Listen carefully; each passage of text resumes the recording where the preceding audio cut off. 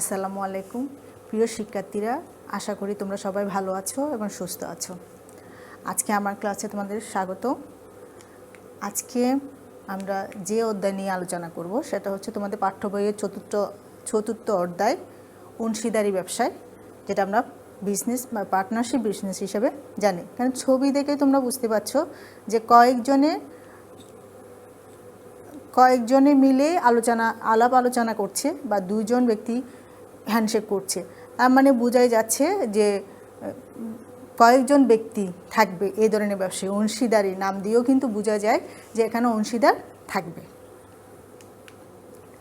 তাহলে এই অধ্যায়ে আমরা যে বিষয়গুলো নিয়ে আলোচনা করব সেগুলো সম্পর্কে একটু জেনে নিই। প্রথমে হচ্ছে অংশীদারি ব্যবসায় কী সেটা সম্পর্কে আমরা জানব। অংশীদারি ব্যবসায়ের বৈশিষ্ট্য সম্পর্কে আমরা জানব। অংশীদারি ব্যবসায়ের সুবিধা ও অসুবিধা সমূহ সম্পর্কে আমরা আলোচনা করব। অংশীদারি ব্যবসায়ের চুক্তিপত্র কী এবং চুক্তিপত্রের নিবন্ধন বা চুক্তিপত্র কী সম্পর্কে আমরা আলোচনা করব। অংশীদারি ব্যবসায়ের নিবন্ধন সম্পর্কে আমরা আলোচনা করব।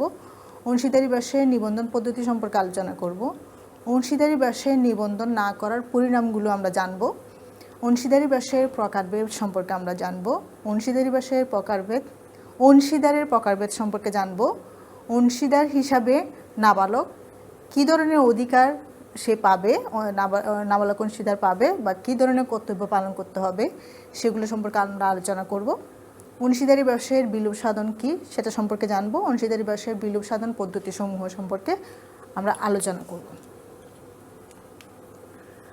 প্রথমে আসি অংশীদারি ব্যবসায় কী। অংশীদারি ব্যবসায় নাম দিয়ে আমরা বুঝতে পারলাম যে অংশীদারি মানে এখানে অংশীদার থাকবে। তো অংশীদারি ব্যবসা মানে এই চ্যাপ্টার তোমাদের হচ্ছে অনেক গুরুত্বপূর্ণ একটা চ্যাপ্টার। তোমাদের এমসিকিউ আসবে, এখান থেকে সৃজনশীল প্রশ্ন আসবে। তারপরে তোমরা যখন ভর্তি পরীক্ষা দিবে তখন তোমাদের এই চ্যাপ্টার অনেক কাজে লাগবে। এই চ্যাপ্টার থেকে অনেক কোয়েশ্চেন আসবে। আর হচ্ছে তোমরা যখন ভবিষ্যতে ব্যবসা সংক্রান্ত বিষয়গুলো নিয়ে পড়াশোনা করবে তখনও কিন্তু তোমার এটা সম্পর্কে ডিটেলস পড়তে হবে। সেজন্য যে খুঁটিনাটি বিষয়গুলো আছে সেগুলো যদি তোমরা এখান থেকে শিখে যাও তাহলে তোমরা অনেক বেশি বেনিফিশিয়াল হবে। তাহলে আমরা আজকে অংশীদারি ব্যবসায় সম্পর্কে একদম খুঁটিনাটি যা আছে সেগুলো সম্পর্কে ভালোভাবে জেনে নিব। অংশীদারি ব্যবসায় যে আমরা তো নাম দেখেই বুঝলাম যে এখানে অংশীদার থাকবে। তাহলে এই যে অংশীদারি ব্যবসাটা কেন পরিচালিত হবে? এটা মুনাফা অর্জনের জন্য পরিচালিত হবে। আর অংশীদারি ব্যবসা কিসের ভিত্তিতে গঠিত হবে? অংশীদারি ব্যবসা গঠিত হবে চুক্তিবদ্ধ সম্পর্ক বা সমঝোতার মাধ্যমে। সেজন্য বলা হচ্ছে চুক্তিবদ্ধ সম্পর্কের ভিত্তিতে গঠিত পরিচালিত, এবং এখানে সদস্য সংখ্যা থাকবে 2 বা ততোধিক। তাহলে আমরা ওভারঅল বলতে পারি কি, মুনাফা অর্জনের নিমিত্তে চুক্তিবদ্ধ সম্পর্কের ভিত্তিতে 2 বা ততোধিক সদস্য নিয়ে গঠিত পরিচালিত ব্যবসায়কে অংশীদারি ব্যবসায় বলে। অথবা বলতে পারি 2 বা ততোধিক সদস্য নিয়ে মুনাফা অর্জনের নিমিত্তে চুক্তিবদ্ধ সম্পর্কের ভিত্তিতে গঠিত ও পরিচালিত ব্যবসায়কে অংশীদারি ব্যবসায় বলে। মানে অংশীদারি ব্যবসায় কিন্তু আইনসৃষ্ট কোনো প্রতিষ্ঠান না। তারপরও বাংলাদেশে বহাল 1932 সালের অংশীদারি আইনের 4 ধারায় বলা হয়েছে সকলের দ্বারা, সকল মানে অংশীদার যারা থাকবে সব অংশীদার, সকলের পক্ষে একজনের দ্বারা।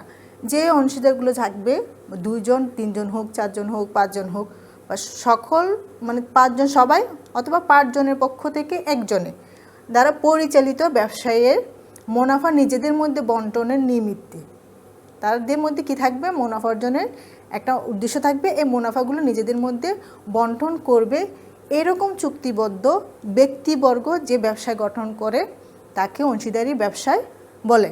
তাহলে এখানে কিন্তু চলে আসছে সকলের দ্বারা বা সকলের পক্ষে একজনের দ্বারা। তার মানে বোঝা যাচ্ছে 2 বা ততোধিক ব্যক্তি আসবে, মুনাফা অর্জনের বিষয়টা থাকবে এবং একটা সম্পর্ক থাকবে, সেটা হচ্ছে চুক্তিবদ্ধ সম্পর্ক। সেটাই হবে অংশীদারি ব্যবসায়।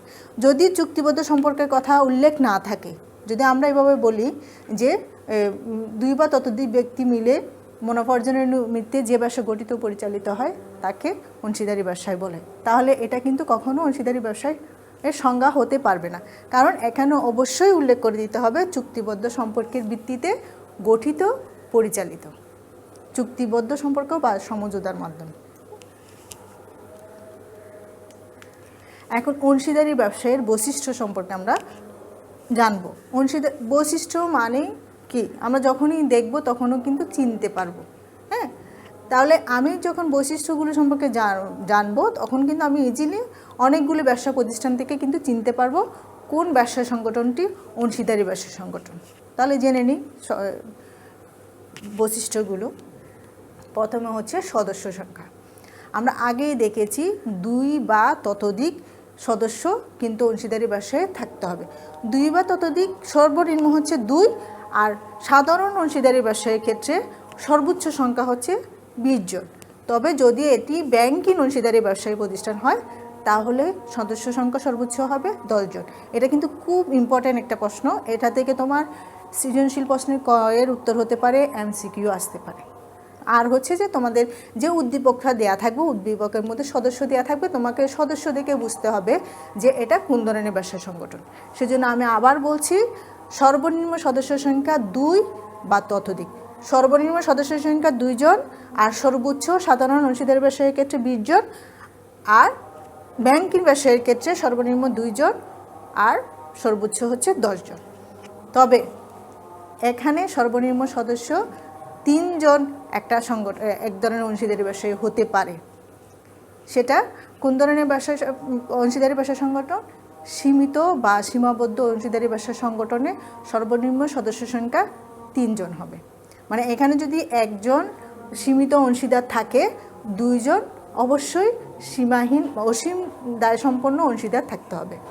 আমরা ডিটেলস আরও জানবো এটা সম্পর্কে যে যখন আমরা সীমাবদ্ধ অংশীদারের সম্পর্কে পড়ব। এরপর হচ্ছে চুক্তিবদ্ধ সম্পর্ক। যে আমরা আগেই বলেছি যে অংশীদারি ব্যবসায় হতে হলে এখানে অংশীদারদের মধ্যে একটা চুক্তিবদ্ধ সম্পর্ক থাকতে হবে। মূলত চুক্তিবদ্ধ সম্পর্কের উপর ভিত্তি করে অংশীদারি ব্যবসায়টা গঠিত হবে, পরিচালিত হবে আর নিয়ন্ত্রিত হবে। আর এই চুক্তিবদ্ধ সম্পর্কটা যে মৌখিকও হতে পারে, লিখিতও হতে পারে, আর লিখিতও নিবন্ধিত হতে পারে। তবে যদি লিখিত হয় তাহলে সেটা প্রামাণ্য দলিল হিসাবে বিবেচিত হবে।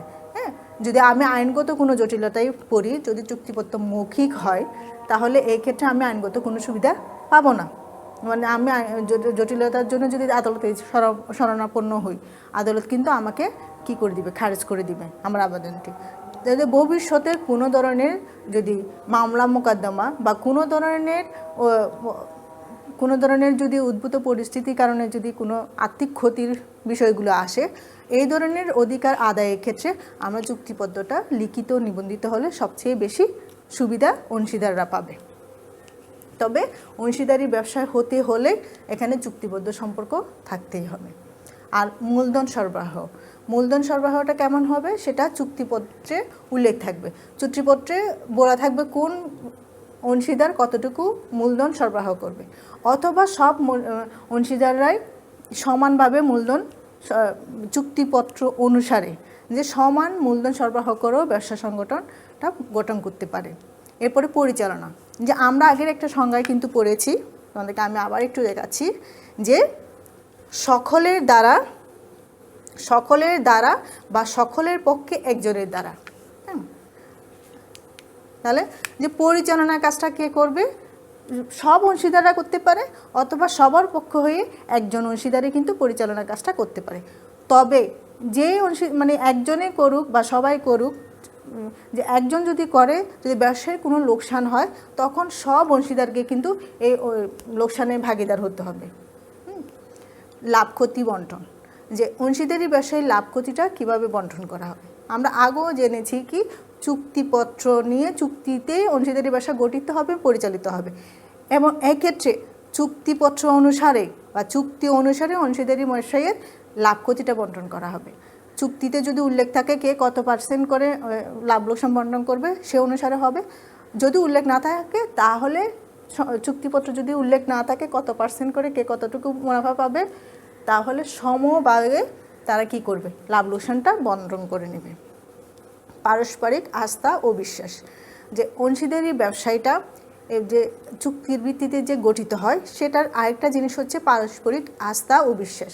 মানে প্রত্যেক অংশীদারকে বিশ্বাস করবে যে আমাদের পুরো ব্যবসা প্রতিষ্ঠানটা হবে সবার স্বার্থে পরিচালিত হবে, আমার ব্যক্তি স্বার্থে কিন্তু এই প্রতিষ্ঠানটি পরিচালিত হবে না। আমরা কোনো অংশীদার আমার ব্যক্তিগত সুবিধার জন্য কোনো কাজ করব না, পুরো ব্যবসা প্রতিষ্ঠানটি আমাদের সবার কথা চিন্তা করে আমরা ব্যবসা প্রতিষ্ঠানটি পরিচালনা করব। এই ধরনের পারস্পরিক আস্থা ও বিশ্বাসের উপর ভিত্তি করে এই অংশীদারি ব্যবসায়টি গঠিত হয়। পারস্পরিক প্রতিনিধিত্ব, যে আমরা আগেও পড়েছি যে ব্যবসায় যখন পরিচালনা করতে যাবে তখন এক ব্যক্তি অন্য ব্যক্তির হয়ে বা সকলের পক্ষে একজনে কী করবে, ব্যবসায়ের কাজটা করবে। ঠিক এখানেও এক অংশীদারের পরিবর্তে আরেকজন অংশীদার কিন্তু প্রতিনিধিত্ব করবে। আবার হচ্ছে যে কি, যদি অংশীদারি ব্যবসায় লোকসানের সম্মুখীন হয় তাহলে যে সচ্ছল যে অংশীদার থাকবে তারা কিন্তু তাদের নিজস্ব সম্পত্তি থেকে অন্য অংশীদারদের দায় বহন করতে কিন্তু বাধ্য থাকবে। যে আইনগত সত্তার অনুপস্থিত, যে আইনগত সত্তার অনুপস্থিতি মানে অংশীদারি ব্যবসায়ের আইনগত কোনো পৃথক সত্তা নেই, অংশীদাররা যা তাই হচ্ছে কি অংশীদারি ব্যবসায়। অংশীদারি ব্যবসায় নিজের নামে কিন্তু ব্যবসা পরিচালনা করতে পারবে না, মামলা মোকদ্দমাও করতে পারবে না। তাহলে এখানে কোনো আইনগতভাবে আলাদা কোনো সত্তা থাকবে না, আলাদা কোনো পরিচিতি থাকবে না, যে অংশীদাররাই যায় তাই অনুসারে কিন্তু অংশীদারি ব্যবসাটা পরিচালিত হবে, পরিচিত হবে। স্থায়িত্বের অনিশ্চয়তা, অংশীদারি ব্যবসায়ের স্থায়িত্বের অনিশ্চয়তা থাকবে। যেমন আমি যদি কোনো অংশীদার মানে এখানে আইনগতভাবে এটা কোনো সৃষ্টি হয় না, সেজন্য এটার সৃষ্টির জন্য মানে ধ্বংস হওয়ার জন্য বা বিলুপ্ত হওয়ার জন্য কোনো আইনগত নিয়মকানুন থাকবে না। যদি কোনো অংশীদার মনে করে যে ব্যবসাটা কী করতে পারবেন, চালাবে না, তাহলে বিজ্ঞপ্তির মাধ্যমে অংশীদারি ব্যবসাটা বিলুপ করতে পারে। অথবা সব অংশীদার যদি মনে করে যে না আমরা আর ব্যবসাটা চালাবো না, তাহলে কোনো নিয়মকানুন ছাড়াই মানে কোনো বাধ্যবাধকতা ছাড়াই যতদিন পর্যন্ত চালাইতে হবে এরকম কোনো বাধ্যবাধকতা না থাকায় যে কোনো সময় তাদের মতামতের ভিত্তিতে ব্যবসাটি কী করতে পারবে, বিলুপ্ত করতে পারবে। আর অসীম দায়, অংশীদারি ব্যবসায়ের অনেক বড় একটা বৈশিষ্ট্য হচ্ছে অসীম দায়। দায়টা কেমন? অসীম। অসীম মানে হচ্ছে কি দায়ের কোনো নির্দিষ্টতা নেই, একটা নির্দিষ্ট সংখ্যা পর্যায় পর্যন্ত দায় বহন করবে সেরকম না। যে অংশীদারি ব্যবসায়ে যে তারা যে মূলধন বিনিয়োগ করবে ওটুকুর মধ্যে সীমাবদ্ধ থাকবে তা না।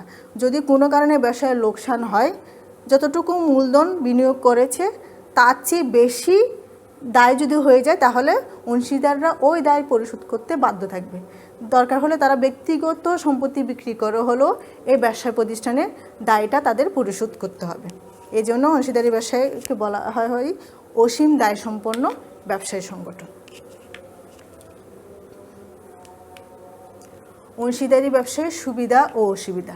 অংশীদারি ব্যবসায় অংশীদারদের নিয়ে যে ব্যবসাটা হচ্ছে এই ব্যবসায়ের মধ্যে কিছু সুবিধা থাকবে আর কিছু অসুবিধাও থাকবে। যে প্রত্যেকটা জিনিসের কিন্তু সুবিধা অসুবিধা থাকে, অংশীদারি ব্যবসায়ও কিন্তু এর ব্যতিক্রম নয়। তো এর সুবিধাগুলো যদি আমরা দেখি তাহলে দেখি প্রথমে সহজ গঠন।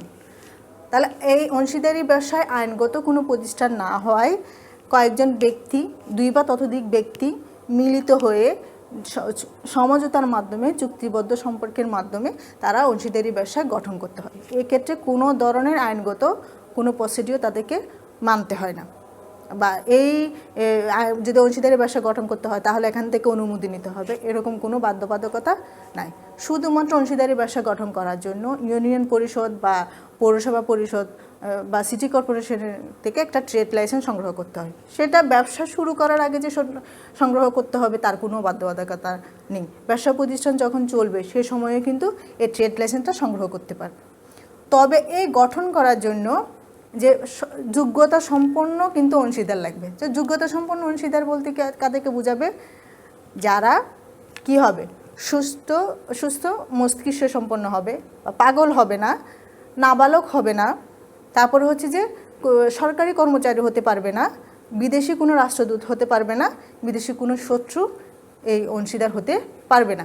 এখানেও একটা প্রশ্ন আসে যে অংশীদার হতে পারবে না কারা, এরকম একটা প্রশ্ন আসে। তাহলে আমরা বলতে পারি যে কি, যারা পাগল, নাবালক, যারা ব্যাংক কর্তৃক আদালত কর্তৃক দেউলিয়া ঘোষিত হয়েছে, সরকারি কর্মচারী, বিদেশি কোনো রাষ্ট্রদূত, বা বিদেশি কোনো শত্রু অংশীদারি ব্যবসায়ে অংশীদার হতে পারবে না।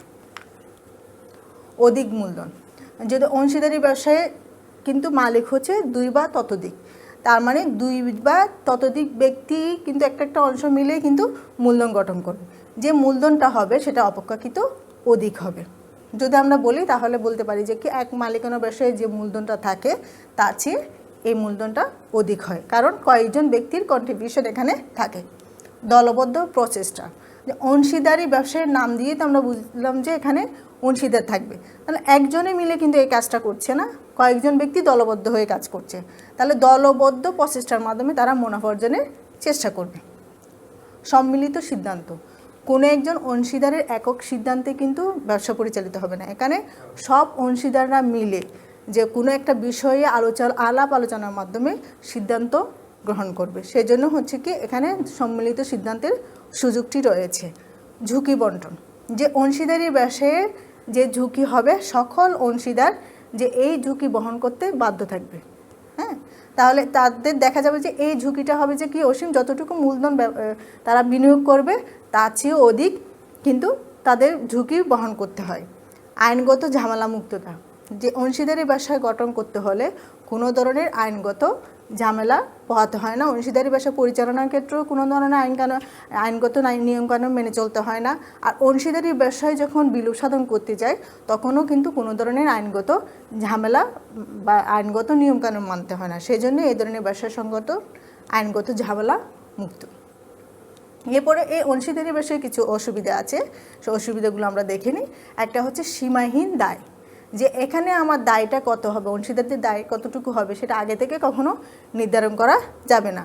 হ্যাঁ, তাদের ব্যক্তিগত সম্পত্তি দিয়েও এই দায়টা বহন করতে হয়, সেই জন্য এই অংশীদারি ব্যবসায় সবচেয়ে বড় অসুবিধা হচ্ছে কি অসীম দায় বা সীমাহীন দায়।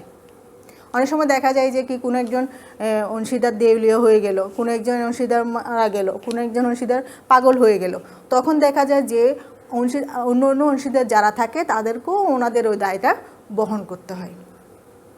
সিদ্ধান্ত গ্রহণে বিলম্ব, এখানে অংশীদার থাকার কারণে কোনো একজন ব্যক্তি কিন্তু কোনো একজন অংশীদার কিন্তু সিদ্ধান্ত নিয়ে কোনো কাজ করতে পারে না, তো সকল অংশীদার মিলে বসে আলাপ আলোচনার মাধ্যমে একটা সিদ্ধান্ত নিতে হয়, সেক্ষেত্রে কী হয় সিদ্ধান্ত গ্রহণে বিলম্ব হয়। পরিচালনায় জটিলতা, দেখা যায় যে কি অংশীদারি ব্যবসায়ীর ক্ষেত্রে যে সকলের দ্বারা বা সকলের পক্ষে একজনের দ্বারা অংশীদারি ব্যবসাটা পরিচালিত হয়, যখন সকলের দ্বারা পরিচালিত হয় তখন দেখা যায় অনেক অযোগ্য বা অদক্ষ অংশীদার কী করছে ব্যবসা পরিচালনায় অংশগ্রহণ করছে, যার কারণে একটা যে লোকসান হওয়ার একটা ঝুঁকি কিন্তু থেকে যায়। বা কে করবে বা কে পরিচালনা করবে, কে কীভাবে পরিচালনা করবে, কে মূলধন বিনিয়োগ না করেও পরিচালনা করবে, এসব বিষয়গুলো আসে, যার কারণে কি জটিলতার সৃষ্টি হয়। অদক্ষ ব্যবস্থাপনা, যেটা এখানে আমরা বলেছি যে কোনো যদি একজন অযোগ্য অংশীদার থাকে সে বিভিন্ন ধরনের সিদ্ধান্ত গ্রহণের ক্ষেত্রেও সমস্যার সৃষ্টি করে, আর হচ্ছে পরিচালনার ক্ষেত্রেও কি অদক্ষতার পরিচয় দেয়, সেজন্য বলা হয় অদক্ষ ব্যবস্থাপনা কিন্তু অংশীদারি ব্যবসায় দেখা যায়। মানে এই কারণেও কিন্তু অনেক সময় অংশীদারদের লোকসানের সম্মুখীন হতে হয়। মূলধনের সীমাবদ্ধতা, যে এখানে যে চুক্তি অনুসারে অংশীদাররা মূলধনটা কী করে বিনিয়োগ করে, কিন্তু এখানে যে মূলধন বিনিয়োগ করার ক্ষেত্রে যার বেশি টাকা আছে সে কিন্তু আগ্রহী হয় না, কারণ হচ্ছে যে অন্যদের কারণে যদি প্রতিষ্ঠানে কোনো ধরনের দায়ের সৃষ্টি হয় তাহলে তার কিন্তু এই দায় বহন করতে হয়, সেজন্য কেউ ব্যক্তিগতভাবে এগিয়ে এসে বেশি মূলধন বিনিয়োগ করতে ইচ্ছুক হয় না, সেজন্য এখানে মূলধনের একটু সীমাবদ্ধতা দেখা দেয়। স্বাধীন সত্তার অভাব, মানে স্বাধীন সত্তার অভাব হচ্ছে যে নিজের কোনো কি থাকবে না, পরিচিতি থাকবে না, আইনগত কোনো পরিচিতি থাকবে না, নিজের নামে ব্যবসা পরিচালনা করতে পারবে না, নিজের নামে কোনো ধরনের মামলাও করতে পারবে না, মালিকের সাথে ব্যবসায়ের সম্পর্কটা থাকবে উতপুতভাবে, আলাদা কোনো পরিচিতি থাকবে না, সেটাই হলো স্বাধীন সত্তার অভাব। স্থায়িত্বের অভাব, মানে কোনো একটা অংশীদার পাগল হয়ে গেলে, কোনো একজন অংশীদার দেউলিয়া হয়ে গেলে, যে কোনো অংশীদার যদি চায় যে মানে এই ব্যবসাটা আর চালাবে না, তাহলে এই অংশীদারি ব্যবসা খুব সহজে কি করা যায়, বিলুপ্ত করা যায়, সেজন্য বলা হয় কি অংশীদারি ব্যবসায়ের স্থায়িত্বের অনিশ্চয়তা অনেক বেশি। অংশীদারি ব্যবসায়ের চুক্তিপত্র, আমরা জানি অংশীদারি ব্যবসায়ের মূল ভিত্তি হচ্ছে চুক্তি। চুক্তি ছাড়া অংশীদারি ব্যবসায় কিন্তু গঠিত হতে পারে না, পরিচালিত হতে পারে না।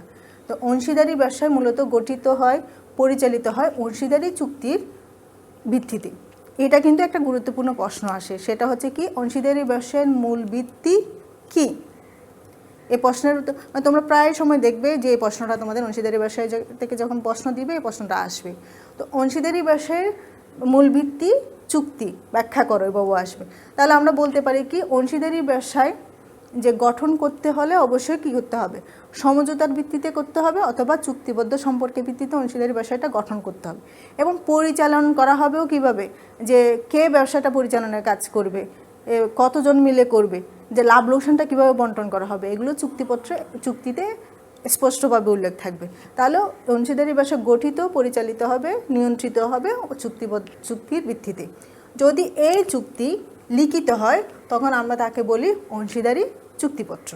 তো অংশীদারি চুক্তিপত্র যদি হয় লিখিত হয় তাহলে এটা কিন্তু একটা প্রামাণ্য দলিল হিসাবে সবসময় সাথে থাকে। তাহলে এখন আমরা বলি যে অংশীদারি চুক্তিপত্রটা কীরকম হবে। এটা মৌখিক হতে পারে, যে মুখে মুখে হবে, যে কোনো লিখিত হবে না। যখন এটা লিখিত আকারে হবে তখন সেটা হবে লিখিত, আর লিখার পরে সেটা যখন আমি নিবন্ধকের কার্যালয়ে আবেদন করে তাদের নথিভুক্ত হবে সেটা হবে নিবন্ধিত। তবে লিখিত ভবিষ্যতে যে কোনো ধরনের মামলা মোকদ্দমা যা সমস্যা মীমাংসা করার জন্য চুক্তিপত্র লিখিত ও নিবন্ধিত হওয়া খুবই দরকার। অংশীদারি ব্যবসায় নিবন্ধন, যে আমরা যে প্রথমেই বললাম যে কি চুক্তিপত্র, যে আসলে অংশীদারি ব্যবসায়ের নিবন্ধন বলতে আমরা তো আগেও জেনেছি কি অংশীদারি ব্যবসায় কিন্তু আলাদা কোনো পরিচিতি নাই। হ্যাঁ, তাহলে এই অংশীদারি ব্যবসায়ের নিবন্ধন মানে কি হবে? অংশীদারি ব্যবসায়ের নিবন্ধন মানে হলো যে অংশীদারি যে একটা চুক্তিপত্র আছে, হ্যাঁ, ওঠার নিবন্ধন। তার মানে হচ্ছে নিবন্ধকের অফিসে প্রতিষ্ঠানের নাম তালিকাভুক্ত করা বা চুক্তিপত্রের নিবন্ধনটাই হচ্ছে অংশীদারি ব্যবসায়ের নিবন্ধন। অংশীদারি ব্যবসায় নিবন্ধন করার একটা প্রক্রিয়া আছে। তো প্রক্রিয়াটা কীরকম? প্রথমে হচ্ছে আবেদন বা প্রস্তাব দিতে হবে, যে স্ব এলাকায় নিবন্ধকের কার্যালয়ে নির্দিষ্ট ফি জমা দিয়ে কাগজপত্র ফিল আপ করে ফর্ম পূরণ করে আবেদন করতে হবে। আবেদন করার সময় যে যে বিষয়গুলো উল্লেখ করতে হবে, প্রতিষ্ঠানের নাম, প্রতিষ্ঠানের প্রধান কার্যালয়ের ঠিকানা, প্রতিষ্ঠানের যদি কোনো শাখা থাকে শাখার ঠিকানা দিতে হবে, যে অংশীদার যারা আছে তাদের নাম ও ঠিকানা দিতে হবে, অংশীদারা যে কত সাল থেকে কোন তারিখ থেকে অংশীদার হিসাবে কাজ শুরু করেছে সেটা সম্পর্কে থাকতে হবে, আর অংশীদারি ব্যবসার উদ্দেশ্যগুলো বা কার্যাবলীগুলোর সম্পর্কে স্পষ্ট উল্লেখ থাকতে হবে। এখন আবেদন, তারপর কি করব, আবেদন তো জমা দিব, জমা দেওয়ার পর এখন নিবন্ধকের কার্যালয় কি করবে, আবেদনটা ভালোভাবে যাচাই বাছাই করবে। যাচাই বাছাই করার পরে যদি সন্তুষ্ট হয় তখন এই নামটা তালিকাভুক্ত করবে। নামটা তালিকাভুক্ত করার পর ওই প্রতিষ্ঠানের জন্য আলাদা একটা নথি থাকবে, ওখানে প্রতিষ্ঠানের প্রত্যেক যে কাগজপত্রগুলো থাকবে ওই নথির মধ্যে কাগজপত্রগুলো রেখে দেওয়া হবে। যদি কোনো কারণে চুক্তিপত্রের কোনো একটা বৈশিষ্ট্য বা কোনো একটা বিষয় যদি পরিবর্তন করতে চায় তখন আবেদন করে তারপরে হচ্ছে যে এটা পরিবর্তন করতে হয়।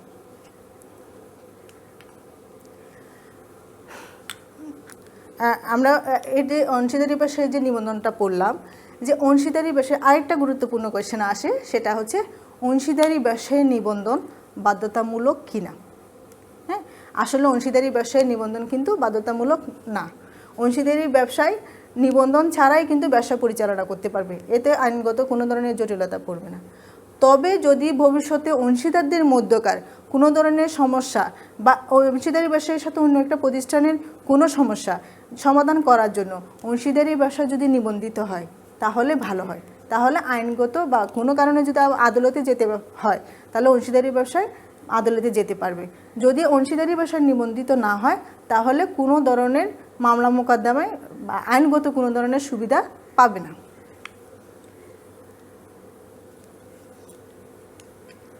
অংশীদারি ব্যবসায় নিবন্ধন না করার পরিণাম, আমরা আগেও বলেছি যে অংশীদারি ব্যবসায় নিবন্ধন বাধ্যতামূলক না। তবে অংশীদারি ব্যবসায় যদি নিবন্ধিত না হয় তাহলে কিছু অসুবিধার সম্মুখীন হয়। কি কি অসুবিধার সম্মুখীন হয় সেগুলো আমরা একটু দেখে নিই। চুক্তিজাত অধিকার আদায়ে বাধা, যে আমরা তো জানি অংশীদারি ব্যবসা গঠিত হয়, পরিচালিত হয়, মুনাফা বা লোকসান বন্টন করা হয় কিন্তু চুক্তির ভিত্তিতে। কিন্তু এই যে চুক্তিবদ্ধ একটা সম্পর্ক হচ্ছে, সেখানেও কিছু অধিকার আদায়ে বাধা সৃষ্টি হবে। যেমন হচ্ছে অপর অংশীদারের বিরুদ্ধে মামলা। যেমন একজন অংশীদার একটা ব্যবসা প্রতিষ্ঠান, সেটা নিবন্ধিত না, বা একটা ব্যবসা প্রতিষ্ঠান সেটা নিবন্ধিত কিন্তু নতুন একজন অংশীদার হয়েছে, ওনার নাম কিন্তু নিবন্ধকের কার্যালয়ে তালিকাভুক্ত হয়, অংশীদারের নামে কিন্তু তালিকাভুক্ত নয়। তখন সে অংশীদার যখন লাভ লোকসান বন্টন করতে যাবে, তখন লাভ লোকসান বন্টনের পরিমাণ যদি কম পায়, হ্যাঁ, চুক্তি অনুসারে যদি কম পায়, সে যখন যদি আদালতের কাছে মামলা করতে যায়, তাহলে সে কিন্তু মামলা করতে পারবে না। মানে নিবন্ধিত না হলে অপর অংশীদার যদি আমাকে লাভ লোকসান থেকে বঞ্চিত করে, তাহলে ওর বিরুদ্ধে আমি কি করতে পারবো না, মামলা করতে পারবো না। তৃতীয় পক্ষের বিরুদ্ধে মামলা, যে আমার প্রতিষ্ঠান অন্য একটা প্রতিষ্ঠানের সাথে চুক্তি হলো, 6 মাস পর্যন্ত তারা আমাকে কাঁচামাল সরবরাহ করবে, কিন্তু 3 কি 4 মাস কাঁচামাল সরবরাহ করার পরে দেখা গেলো আর পাঠাচ্ছে না। এখন আমার প্রতিষ্ঠান ওই প্রতিষ্ঠানের বিরুদ্ধে কোনো মামলা করতে পারবে না, যদিও আমাদের কিন্তু একটা চুক্তি হয়েছে, তারপরেও করতে পারবে না। সেজন্য আরেকটা হচ্ছে পাল্টা পাওনার দাবিতে বাধা। যেমন হচ্ছে একটা প্রতিষ্ঠান আমাদের কাছ থেকে 50,000 টাকা পায়, আমি তাদের কাছ থেকে 40,000 টাকা পাই। এই প্রতিষ্ঠানটা তার পাওনা নিবন্ধিত, সেজন্য তার পাওনা আদায়ের জন্য আমার প্রতিষ্ঠানের বিরুদ্ধে মামলা করে দিল যে 50,000 টাকা দিচ্ছি না, কিন্তু আমার প্রতিষ্ঠান তো 30,000 টাকা পায়। তো আমার প্রতিষ্ঠান নিবন্ধিত না হওয়ার কারণে এই যে পাল্টা আমি তার কাছ থেকে 30,000, এই প্রতিষ্ঠান থেকে যে 30,000 টাকা পাই, এটার জন্য কিন্তু মামলা করতে পারবো না আমার প্রতিষ্ঠান। সেই জন্য হচ্ছে যে নিবন্ধিত না হলে পাল্টা পাওনার জন্য মামলা করতে পারবে না। পাওনা আদায়ের বাধা, যে আমার প্রতিষ্ঠান অন্যের একটা প্রতিষ্ঠানের কাছ থেকে টাকা পায়, আমার প্রতিষ্ঠান ক অন্য একটা প্রতিষ্ঠান খয়ের কাছ থেকে 30,000 টাকা পাবে। এখন টাকা পাওয়ার জন্য দিচ্ছে না, যখন নির্দিষ্ট সময় চলে যাচ্ছে, আরও বেশি সময় চলে যাচ্ছে, আমার প্রতিষ্ঠান এই প্রতিষ্ঠানের বিরুদ্ধে মামলা করতে পারবে না। শুধুমাত্র 100 টাকার পর্যন্ত টাকার জন্য মামলা করতে পারবে, 100 টাকার উপরের টাকাগুলোর জন্য কিন্তু মামলা করতে পারবে না। এই গেল নিবন্ধন না করার ফলাফল, মানে যে অসুবিধাগুলো আমি ফেস করি। কিন্তু নিবন্ধন না করলেও আমার অংশীদারি ব্যবসায় কিছু কিছু সুবিধা পাবেই, হ্যাঁ, নিবন্ধিত না হলেও। সেগুলো কি কি? যে যখন ব্যবসায় সংগঠনটি বিলুপ সাধন হবে, বিলুপ সাধন হওয়ার পর তো তখন আমরা মুনাফা যা থাকবে বন্টন করে নিব, যে যা যতগুলো সম্পদ থাকবে সেগুলো বন্টন করে নিব। যে সেই সময় যদি কোনো একজন অংশীদার আমাকে ঠকায়, তাহলে কিন্তু আমি মামলা করতে পারবো। অথবা আমার প্রতিষ্ঠানে মানে কোনো একটা অংশীদার দেউলিয়া হয়ে গেছে, ওনার সম্পত্তি উদ্ধার করে আমাদের বন্টন করে নেওয়ার ক্ষেত্রেও কিন্তু আমি কি করতে পারবো, মামলা করতে পারবো। যে বলা হয়েছে, দেখো, দেউলিয়া অংশীদারের সম্পত্তি হতে পাওনা পাচ্ছে, দেউলিয়া হয়ে গেছে, তাহলে তার সম্পত্তি উদ্ধার করে সেখান থেকে আমাদের যে পাওনাগুলো আছে সেগুলো প্রাপ্তির জন্য কিন্তু আমরা আদালতে শরণাপন্ন হতে পারবো। 100 টাকার কম পাওনার জন্য মামলা করা যাবে। মানে তৃতীয় কোনো পক্ষের নিকট যদি আমি কোনো টাকা পাই, যদি সেটা 100 টাকার কম হয়, তাহলে সেটার জন্য আমরা মামলা করলে এই টাকাটা পাওয়ার নিশ্চয়তা পাবো, মানে মামলা করতেই পারবো। আর বিশ্বাস ভঙ্গমূলক আচরণের জন্য মামলা, যে দেখা গেল যে অংশীদারি ব্যবসায়ী, যে আমার অংশীদাররা স্বাক্ষর জালিয়াতি করে, যে সবাই মিলে আমরা সিদ্ধান্ত নিয়েছি, ওই সিদ্ধান্তের বাইরে গিয়ে যে চুক্তিবদ্ধ যে সম্পর্কগুলো আছে এর বাইরে গিয়ে, বা সম্মিলিতভাবে আমরা সিদ্ধান্ত নিয়েছি এর বাইরে গিয়ে, বা কোনো না কোনোভাবে প্রতারণামূলক যদি কোনো আচরণ করে, সে আচরণের বিরুদ্ধে কিন্তু অন্য অন্য অংশীদার কী করতে পারবে, মামলা করতে পারবে। এখন হলো আমরা কি কি পড়েছি, মানে ওই বিষয়গুলো কিন্তু খুবই গুরুত্বপূর্ণ। ওখান থেকে বললাম কি তোমাদেরকে এমসিকিউ আসবে, সৃজনশীল প্রশ্ন আসবে, মানে তোমাদের ওগুলো সম্পর্কে আগেই ডিটেলস মানে ভালো করে জানতে হবে। যে পানি খেতে হয় কিভাবে, সেটা যদি আমি না জানি, তাহলে আমি যদি পানি খেতে চাই, তাহলে কি আমি পানি খেতে পারবো? মানে খাওয়ার সিস্টেমটা আমাকে আগে জানতে হবে। ঠিক তেমনি মানে ব্যবসা সংগঠনগুলো সম্পর্কে আমার যখন জানতে হবে, তখন অংশীদারি সম্পর্কে আমার জানতে হবে। তো অংশীদারি ব্যবসা সম্পর্কে আমার একেবারেই ক্লিয়ারলি কিন্তু একটা ধারণা নিতে হবে, না হলে ভবিষ্যতে যখন তুমি ব্যবসা সংক্রান্ত বিষয়ে পড়বে বা পড়াবে, তখন কিন্তু তোমার মধ্যে ঘাটতি থেকে যাবে। তাহলে আমি একটু দেখে নিই আমরা যা যা পড়েছি। যে অংশীদারি ব্যবসায় গঠন করতে হলে কী করতে হবে, যে মানে আমাদের একটা চুক্তিবদ্ধ সম্পর্ক থাকতে হবে, হ্যাঁ। আর সদস্য সংখ্যা আমি বলেছি সর্বনিম্ন 2, আর সাধারণ অংশীদারি ব্যবসায়ীর ক্ষেত্রে সর্বোচ্চ 20 জন, ব্যাংকিংয়ের ক্ষেত্রে সর্বোচ্চ 10 জন। আবার একটা জিনিস হচ্ছে, একটা অংশীদারি ব্যবসায়ী কিন্তু সর্বনিম্ন সদস্যের সংখ্যা 3 জন। কোন ধরনের অংশীদারি সংগঠন? এটা সীমাবদ্ধ অংশীদারি সংগঠন। তারপর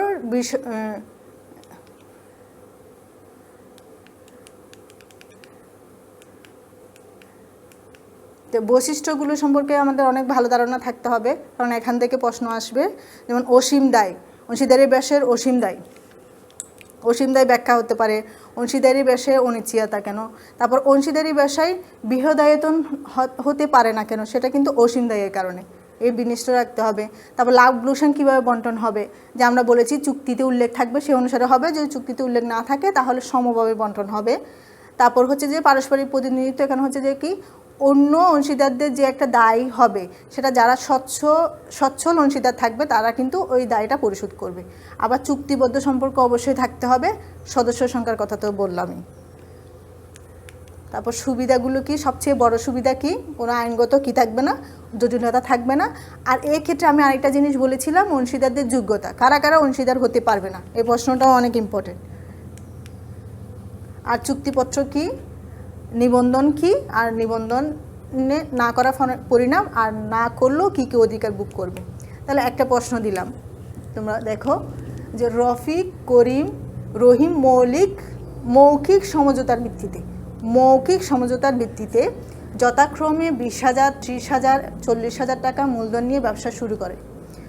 বছর শেষে 18,000 টাকা মুনাফা অর্জন করে। মুনাফা বন্টন সংক্রান্ত জটিলতা নিষ্পত্তির জন্য রফিক আদালতে শরণাপন্ন হয়, কিন্তু আদালত বিষয়টি খারিজ বা বাতিল করে দেয়। পরে 3 জনে সমানভাবে মুনাফা বন্টনে একমত হয়। যে তুমি যদি প্রশ্নটা বুঝো তাহলে তুমি এতদিন ধরে ফেলছো কী কী প্রশ্ন হতে পারে। মানে মূলত হচ্ছে তুমি যদি আগের বিষয়গুলো জানো, প্রশ্ন পড়লেও কিন্তু তুমি বুঝতে পারবে যে কোন কোন ধরনের প্রশ্ন কিন্তু হতে পারে। একটা দিলাম, অংশীদারি ব্যবসায় কাকে বলে, সেটা হচ্ছে মুনাফা অর্জনের নিমিত্তে 2 বা ততোধিক ব্যক্তি চুক্তিবদ্ধ সম্পর্কের ভিত্তিতে, এটা কিন্তু অবশ্যই লিখতে হবে। অংশীদারি ব্যবসা বৃহদায়তন হওয়া উচিত নয় কেন? বললাম যে বড় হলে মূলধন বেশি বিনিয়োগ করতে হবে, তখন অন্য যারা মূলধন কম বিনিয়োগ করবে বা অনেকে এখানে থাকবে, পরবর্তীতে তুমি পড়বে যে কর্মী অংশীদার থাকবে, তাদের দায়ও বহন করতে হবে। এরপর হচ্ছে উদ্দীপকে উল্লেখিত সমস্যাটি আদালত কোন বৈশিষ্ট্যের অভাবে বাতিল করেছে ব্যাখ্যা করো। আচ্ছা, কোন বৈশিষ্ট্যের অভাবে তোমাদের মাথায় কি আসতেছে? হ্যাঁ, আমরা কিন্তু চুক্তিপত্র পড়েছি, ওখানে কিন্তু আনসারটা আছে। তাহলে আমি একটু করে বলে দিচ্ছি যে মৌখিক সমঝোতা, যখন চুক্তিপত্রটা মৌখিক হবে তখন কিন্তু আদালত কিন্তু কী করতে, আমি আদালতে বিষয়টা লাভ লোকসান বন্টন সংক্রান্ত কোনো বিষয়ে কিন্তু যেতে পারবো না। হ্যাঁ, সেই জন্য হচ্ছে যে চুক্তিপত্রটা মানে আমার আসলে চুক্তিটা মৌখিক হয়েছে, যদি এটা লিখিত চুক্তি হতো বা লিখিত নিবন্ধিত হতো তখন কিন্তু আমরা কি করতে পারতাম, আদালতে শরণাপন্ন হতে পারতাম। এরপরে হচ্ছে 3 জনের সমানভাবে মুনাফা বন্টনের বিষয়টি সঠিক, তার পক্ষে যুক্তি দাও। যে এখানে কিন্তু চুক্তিপত্রে কিন্তু উল্লেখ নাই যে মুনাফাটা কীভাবে বন্টন করতে হবে। সেই জন্য আমি কী করতে পারি, মানে ওরা আদালতেও গেল, আদালতে যে এটা মৌখিক হওয়ার কারণে খারিজ করে দিয়েছে। এখন আমাদের আসতে হবে যে কি, যে সমানভাবে মুনাফাটা বন্টন করে নিতে হবে। তাহলে হচ্ছে কি 3 জনের সমানভাবে মুনাফা বন্টনের যে সিদ্ধান্তটি নিয়েছে সেটা সঠিক, আমরা ওভাবে উল্লেখ করে দিই। তাহলে আজকের ক্লাস একটু পর্যন্ত, কিন্তু পরবর্তী যে মানে আমি কিন্তু সবগুলো বিষয় নিয়ে আলোচনা করি নাই।